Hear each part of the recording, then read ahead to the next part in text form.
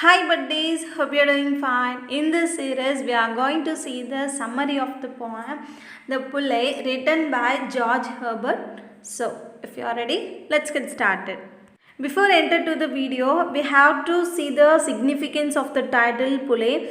It is a useful one for lifting something from the fixed place, and it is used for shifting something from the lower positions to higher positions. So that is a real meaning of the stuff, and the title itself which describes the meaning about God who wants to pull the mankind from the unwanted stuff. So that is the real meaning of the title which is used by the author George Herbert. Now let's see the introduction of the author George Herbert. George Herbert was born on April 3rd, 1593. He is considered as one of the foremost British devotional lyricists, and he was born in Montgomery, which is situated in the United Kingdom, and he is a poet, orator, and who works as a priest in the Church of England, and he is well known for the Welsh born poet. He died in the year 1633 March 1st in Birmingham, Salisbury, which is situated in the United Kingdom. So now let's move on to the line by line summary. The first stanza: when God at first made man, having a glass of blessing standing by, let us, said he, pour on him all we can. Let the world's riches which disbursed lie contract into a span. Here the speaker who begins the poem with a description of the story about the creation of humankind, and also the speaker who is move on to talks about the Christian story of creation with a few details, that is the description of the blessing which given to the humanity by the God, and also the God who pours his glass of blessing to the human being. That's what he talks about these things in the first stanza. And the second stanza: so strength first made a way, the beauty of love, then wisdom, honor, pleasure. When almost all was out, God made us stay, perceiving that alone of all his treasure rest in the bottom lay. So here the speaker who started to portray the gift which was given by God to the human being. So let's see what are the things given by the God to the human being. So first, God who bestows on man, having given him every good thing such as strength, beauty, honor, wisdom, and all the pleasure sort of things, but he doesn't give the blessing of rest to him. So that is the main and the foremost thing which is portraying in this poem by George Herbert. And the third stanza: for if I should, said he, bestow this jewel also on my creature, he would adore my gift instead of me, and rest in nature, not the good of nature. So what should losses be? Here the author who uses the point of view of the Lord. So let's see the point of view which is used by the speaker about the Lord's point of view. So here the God who said to himself, if I give him this blessing, also man will worship my gift rather than me, and he became a natural man rather than a spiritual one. So that's the point of view which is narrated by the author about the point of view of the Lord. So the author who portrays the traits of the human being who started to worship the nature rather than the God.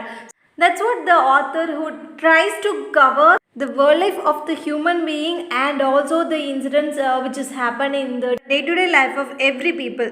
And the final stanza: it let him keep the rest, but keep them with repining restlessness. Let him be rich and weary, that at least, if goodness lead him not, yet weariness may toss him to my breast.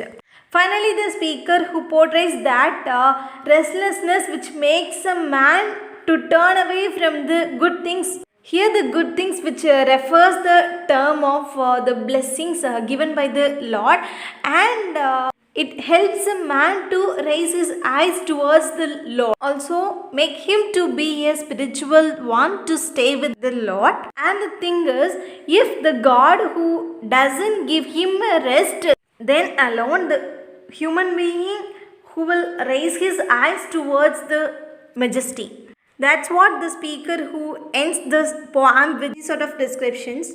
Now let's see the summary and analysis of this poem, the Pulley. When God created man, he had a vessel with various blessings which is near to the human beings, and the God who decided that he wants to pour the blessings on man one by one. So first he decided to give him the strength, then he wants to give him the beauty. Later he decides to give wisdom, honor, pleasure, and so on. Like this, God who wants to give more blessings to human being, but he decided that human being never can get rest. So God doesn't give the blessings of rest to the human being. Then God who said to himself, if I give him this blessing to the human being, then he will worship my gift rather than me. So when the human being who doesn't have the blessings of rest, they will automatically stuck into the problems and also many kind of worries. So next the moment they automatically raise their eyes to engage with me. So like that, the speaker who portrays the point of view according to the views of the majesty. Also this poem is one of the part of Christian creation story and based upon the restless nature of humanity and the view of God which is uttered by the speaker.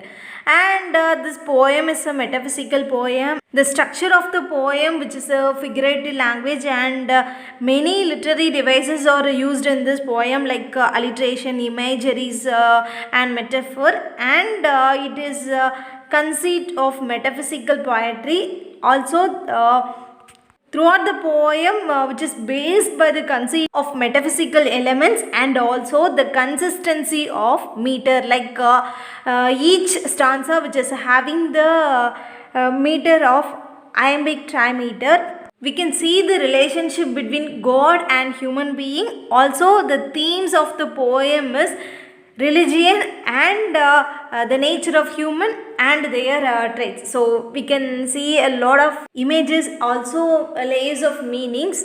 The style of the poem is a smooth and easy diction and also a typical of Herbert's poem. Also the narrative style is very fantastic one, and he convey his own thought with an imaginative view. And also the noteworthy thing is throughout the poem which is based upon the point of view of the majesty. As I have already told that this poem is a metaphysical one. Also it filled with a lot of metaphysical elements. Also this poem deals with the theological subject. Various themes are used in this poem, like man who engage with God for fulfilling his necessities and needs. Also this poem is the best moral example about the limits of human power. That's all about the summary and analysis of this poem, The Pulley by George Herbert. Hope this video will be a highly useful one, and thank you so much for watching this video till the end. If you are having any suggestion, let me know in the comment section. We'll see you next video. Tada, bye bye.